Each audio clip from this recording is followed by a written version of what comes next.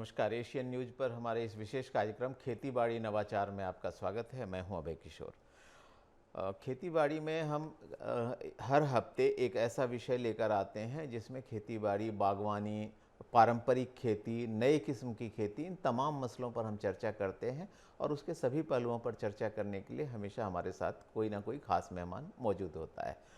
तो आज जिस पारंपरिक खेती के साथ आधुनिक खेती पर चर्चा करेंगे, उसमें आज चर्चा होगी स्ट्रॉबेरी की। स्ट्रॉबेरी एक ऐसी फसल है जो आमतौर पर छत्तीसगढ़ में बहुत ज़्यादा पैमाने पर उसकी खेती नहीं होती, लेकिन ये एक नई फसल है और छत्तीसगढ़ के कई सारे पॉकेट्स में इसकी खेती होने लगी है। कम मेहनत में अधिक मुनाफा कमाने वाली जिन फसलों की चर्चा हो रही है उनमें स्ट्रॉबेरी बहुत महत्वपूर्ण है। मैं आपको बताता चलूं कि पूरी दुनिया में लगभग बहुत सारे देशों में हालांकि इसकी खेती होती है, थोड़े ठंडे इलाकों में होती है, लेकिन पूरी दुनिया में लगभग 90 लाख टन स्ट्रॉबेरी का प्रोडक्शन है और अकेले चीन इसका 40% उत्पादन करता है। रसीला, स्वादिष्ट, खूबसूरत सा फल है, देखेंगे तो लालच जरूर आएगा। तो इस मसले पर चर्चा करने के लिए हमारे साथ एक उन्नत किसान मौजूद हैं, पारसनाथ साहू जी। उनका मैं स्वागत करता हूं और उन्हीं से चर्चा करेंगे कि स्ट्रॉबेरी है क्या, कैसे इसकी खेती करते हैं, किस तरह की मिट्टी, किस तरह की जलवायु, किस तरह की खाद, कैसे पैकेजिंग, इन तमाम मसलों पर चर्चा करेंगे। पारसनाथ जी, सबसे पहले तो मैं आपसे ये समझना चाहूँगा कि स्ट्रॉबेरी की खेती के लिए किस तरह की मिट्टी और किस तरह की जलवायु की ज़रूरत पड़ती है? वैसे तो स्ट्रॉबेरी के लिए मिट्टी सभी प्रकार के चलते हैं जी। और इसमें ज़्यादा ऑर्गेनिक खाद जैसे वर्मी कंपोस्ट है या घुरवा खाद जिसको बोलते हैं जी। वो इसके लिए बहुत ही उपयुक्त है। अगर उस टाइप का खेती करते हैं तो इसमें रासायनिक खाद देने की बिल्कुल ही आवश्यकता नहीं होती और बहुत ही कम लागत में। एक तो इसके लिए एक तो मल्चिंग की ज़रूरत पड़ती है। जी। अगर मल्चिंग किसान नहीं लगाना चाहते, महंगा पड़ता है, जी। तो हम लोग जो पेरा बोलते हैं, पुआल जो रहता है ना, जी। उसको हल्का सा बिछा दो ताकि गीली मिट्टी से संपर्क में ना आए फल, तो आसानी से खेती किया जा सकता है। पारसनाथ जी, आपने मल्चिंग की बात की, प्लास्टिक मल्चिंग। वो मल्चिंग क्या होती है, कैसे उसको बिछाया जाता है? थोड़ा इस पर भी अगर आप बता सकें तो किसान भाइयों को उससे लाभ मिलेगा। इसमें 1 मीटर का एक बेड तैयार करते हैं जिसको हम लोग मादा बोलते हैं छत्तीसगढ़ में। जी। कि अगल बगल की मिट्टी को एक मीटर के साइड में हम लंबी खींच लेते हैं जी। उसमें 3 लाइन का अपना स्ट्रॉबेरी का पौधा लगाते हैं जो वो होता है। तो जो ग्रोथ आता है जी। उसका पौधे का, और जब फल आ जाता है तो वो फल मिट्टी के संपर्क में नहीं आता, तो फल सुरक्षित रहता है इसलिए। और दूसरा फायदा ये होता है कि उसमें खरपतवार भी नहीं आता। जी। इसके लिए इसको मल्चिंग का प्रयोग जरूरी है। और जिसे उसमें पेरा वगैरह बिछा दिए तो इसकी कमी को वो पूरी कर देता है। जी। मतलब मल्चिंग का मूल जो मकसद है वो मिट्टी के संपर्क में फल ना आए, हाँ, ये इसका बड़ा मकसद है और पानी भी नेचुरली उससे कम ज़रूरत पड़ेगी। जो पौधा होता है, जो अगर मैं थोड़ा सा किसान भाइयों के लिए समझना चाहूँ कि 1 एकड़ में अगर हम स्ट्रॉबेरी की खेती करना चाहते हैं तो क्या हमें इसका बीज लगाना होगा या इसका पौधा तैयार करना होगा या कहीं बने बनाए पौधे मिलते हैं? हाँ, इसमें रायपुर के ही बाना नर्सरी में लगा हुआ है, वहाँ रेडीमेड पौधे मिलते हैं। जी। बीज को बीज से भी तैयार किया जा सकता है, पर जो पारंगत होते हैं उन लोगों से ही ठीक, जो दिन रात उसी में काम करते हैं, सब्जी बाड़ी का काम करते हैं, वो लोग तो आसानी से उसका बीज से पौधा तैयार कर सकते हैं। और नहीं तो बाना नर्सरी में या अन्य जगह से मंगाया जा सकता है रेडीमेड पौधा और इसका खेती किया जा सकता है। तो पारसनाथ जी, एक पौधा जो होता है, बीज से पौधा तैयार करने में कितना समय लगता है? लगभग पौधा कितना बड़ा हो जाना चाहिए जब उसे रिप्लांट करना चाहिए? नहीं, जैसे बीज से पौधा, छोटा पौधा तैयार हो गया, उसको हम लोग रोपते हैं जी, तो 45 दिन में फल आना चालू हो जाता है जी, और थोड़े लंबे समय तक चलने वाली। बीज से पौधा तैयार होने में कितना वक्त लगता है रोपने लायक? वो तो 8-10 दिन में आ जाता है जी। और 1 एकड़ में कितने पौधे लगाने चाहिए? ये लगभग कंफर्म तो नहीं बता पाऊंगा, पर 1200 के आसपास जी। 1 एकड़ खेत में लग जाते हैं।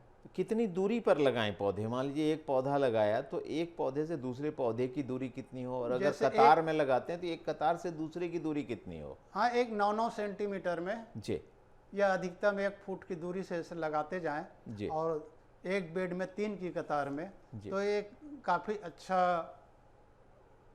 रहता है उसके लिए अनुकूल। और मैं एक बात और कहना चाहता हूँ सभी किसान भाइयों से या दर्शकों से, कि अभी ये खेत में तो लगता ही है, इसको गमले में भी लगाया जा सकता है। अच्छा। आजकल हर घर में एक गमला रहता है और तरह तरह के सुशोभित करने वाले फूल होते हैं। मैं निवेदन करता हूँ, आप 1-2 पौधा लगा के अपने गमले में देखिए, फिर आप फूल को भूल जाएंगे। इसलिए भूल जाएंगे क्योंकि बहुत 45 दिनों के बाद फल आता है, तो आपका गमला एकदम सुशोभित हो जाता है। जैसे आप पहले बोल रहे थे, जी। लाल लाल रसीले जी उसका फल आता है, तो बहुत ही गमला शोभायमान हो जाता है।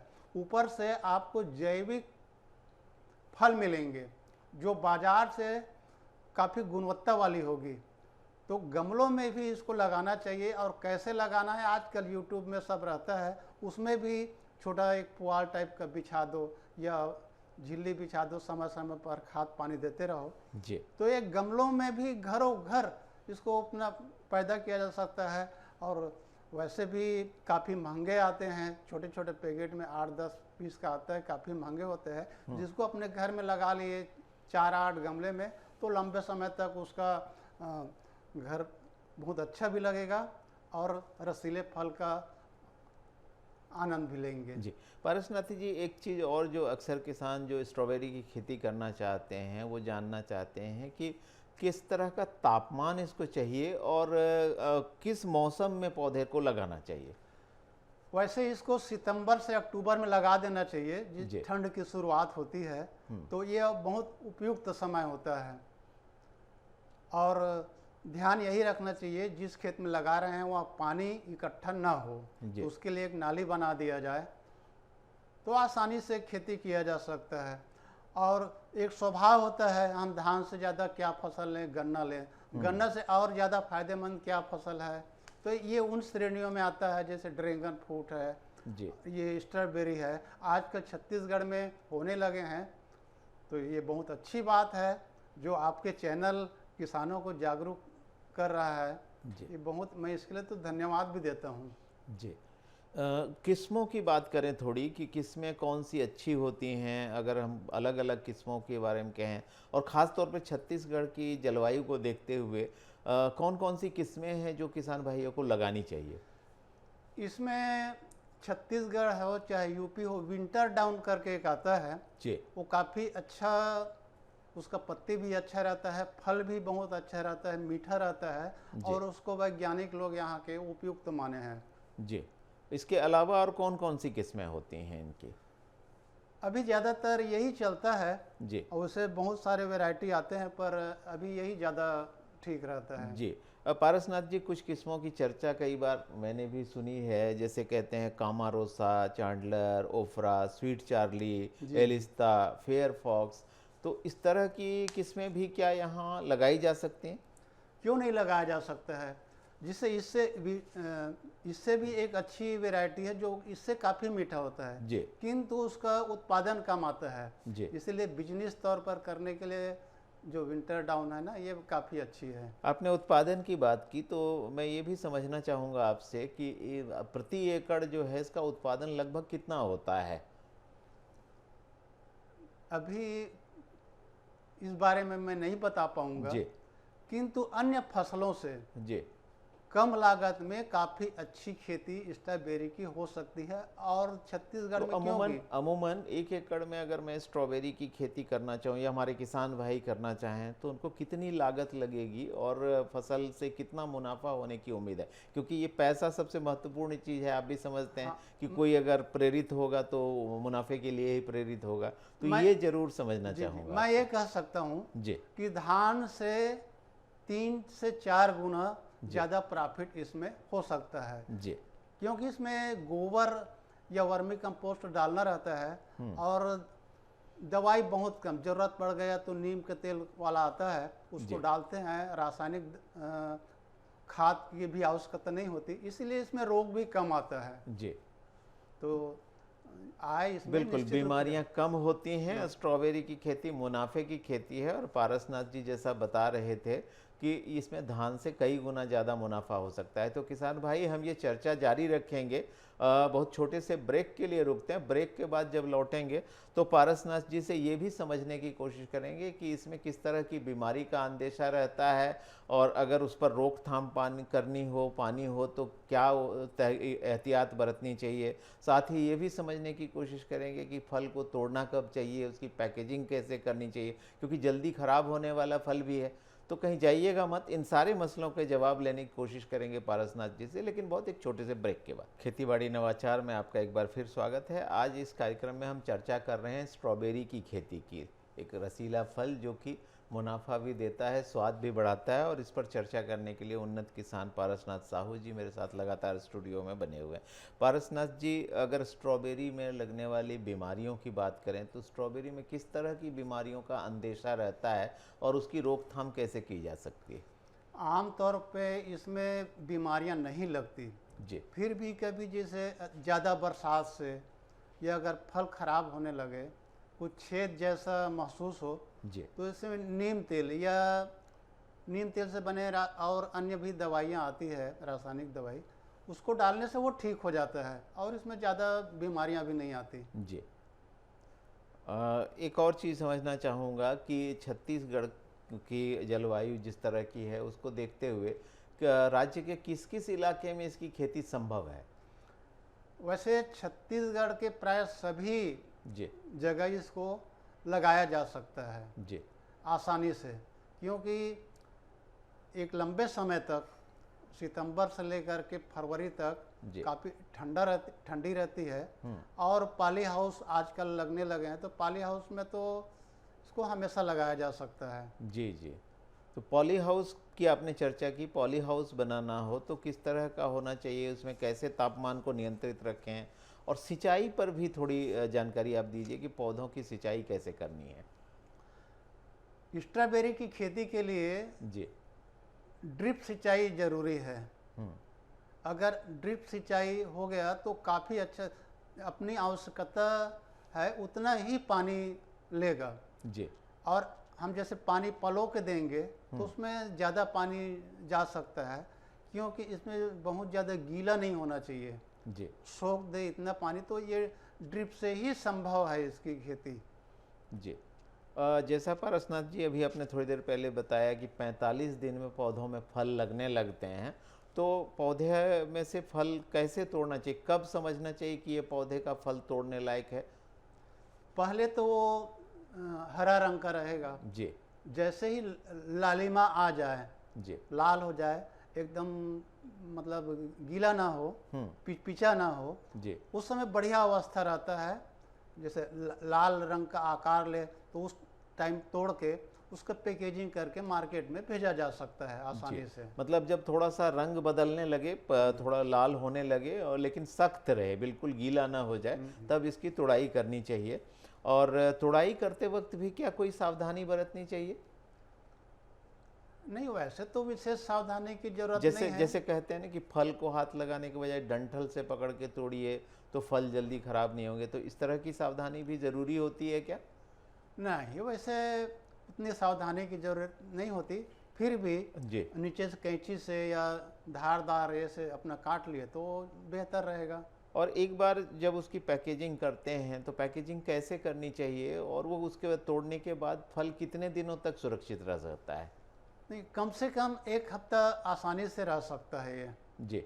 तो इसको कैसे रखना है? फ्रिज में टेम्परेचर कंट्रोल करके रखना है, कोल्ड स्टोरेज में रखना है, या बाहर नहीं, भी रख अगर सकते कोल्ड हैं? स्टोरेज मिल जाती है जी तब तो अति उत्तम है, अन्यथा उसमें कोल्ड स्टोर ना होने से परेशान होने की भी ज़रूरत नहीं है। जी आपका आज सुबह तोड़े या दिन भर तोड़े, दूसरे दिन अपना पैकेजिंग कर दिए और अपना मार्केट भेज दिए।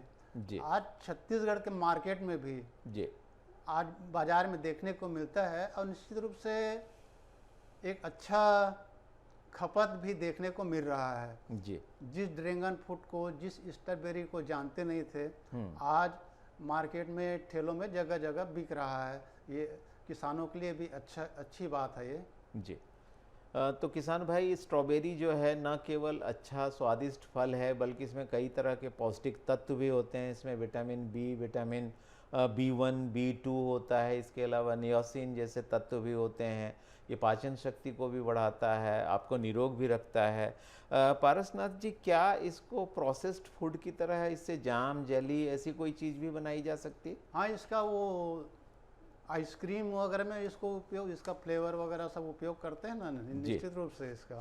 जी, बिल्कुल। तो इसका मतलब है कि स्ट्रॉबेरी न केवल ताज़े फल के रूप में खाई जा सकती, बल्कि प्रोसेस्ड फूड की तरह आइसक्रीम, जेली, जैम आदि में भी चूँकि इसका इस्तेमाल होता है, इसलिए इसकी खेती आपको अच्छा खासा मुनाफा दे सकती है। स्ट्रॉबेरी से जुड़ी कुछ और चीज़ें भी आपसे बताना चाहूँगा कि स्ट्रॉबेरी की सामान्य तरीके से खेती, जैसा पारसनाथ जी ने बताया कि हम उसको क्यारी में लगा के या मिट्टी को मल्चिंग करके लगा सकते हैं या पॉली हाउस में लगा सकते हैं। उसी तरह से एक नई तकनीक भी है जिसको हाइड्रोपोनिक टेक्नोलॉजी कहते हैं। हाइड्रोपोनिक टेक्नोलॉजी में क्या होता है कि पौधे में मिट्टी की ज़रूरत नहीं होती, उसकी जगह है कोकोपिट, वर्मी कंपोस्ट और पैरालाइट को मिलाकर छोटे ग्लास नुमा डब्बे में इसे रखा जाता है। और इसके बाद उसमें चूँकि मल्चिंग की भी ज़रूरत नहीं होती, उपज भी कई गुना ज़्यादा होती है और खरपतवार की समस्या भी नहीं होती। तो ये भी एक खेती-बाड़ी का तरीका है। इसके अलावा और मैं किसान भाइयों को ये भी बताना चाहूँगा कि हिमाचल के सोलन में एक किसान ने साउथ कोरिया की एक किस्म की खेती शुरू की है जिसको अकीहिमे कहते हैं। ये इसमें फल आम पौधों में जो फल लगते हैं उसकी तुलना में थोड़ा बड़ा फल होता है। 30 ग्राम के बजाय 40 ग्राम तक का फल होता है और ये सख्त होता है, तो जल्दी ख़राब भी नहीं होती है। तो फसल ख़राब नहीं होती और आपको उसकी मार्केटिंग करने के लिए, बेचने के लिए अधिक समय मिल जाता है। तो आप ये नई किस्मों का भी प्रयोग कर सकते हैं और निश्चित तौर पे बहुत सारी ऐसी वैरायटी और भी है जिसकी आप खेती कर सकते हैं। छत्तीसगढ़ में कई जगहों पर, ख़ास तौर पे जसपुर के इलाके में, सरगुजा के इलाके में, इन सब जगहों पर स्ट्रॉबेरी की खेती से किसान भाई अच्छा खासा मुनाफा कमा रहे हैं। 2-3 लाख रुपए प्रति एकड़ की लागत से 10-12 लाख रुपए तक का मुनाफा उनको हो जा रहा है। इस बहुत महत्वपूर्ण खेती है और पारसनाथ जी, आप इस चर्चा में शामिल हुए, अपने किसान भाइयों को बहुत महत्वपूर्ण जानकारियाँ दी, इसके लिए आपका बहुत बहुत धन्यवाद। तो खेतीबाड़ी नवाचार में आज चर्चा हो रही थी स्ट्रॉबेरी की खेती की, एक नई किस्म की खेती, एक किस्म का कैश क्रॉप। अगली बार जब हम मिलेंगे तो फिर एक नई फसल की चर्चा करेंगे, या तो बागवानी से जुड़ी हुई, मछली पालन से जुड़ी हुई, मधुमक्खी पालन से जुड़ी हुई, क्योंकि हम इस कार्यक्रम में न केवल पारंपरिक खेती की बात कर रहे हैं, बल्कि और जो तमाम तरह की चीज़ें हैं उन पर भी चर्चा करेंगे जिनसे किसान भाइयों को कम लागत में अच्छा मुनाफा हो सकता है। तब तक के लिए मुझे इजाज़त दीजिए। नमस्कार।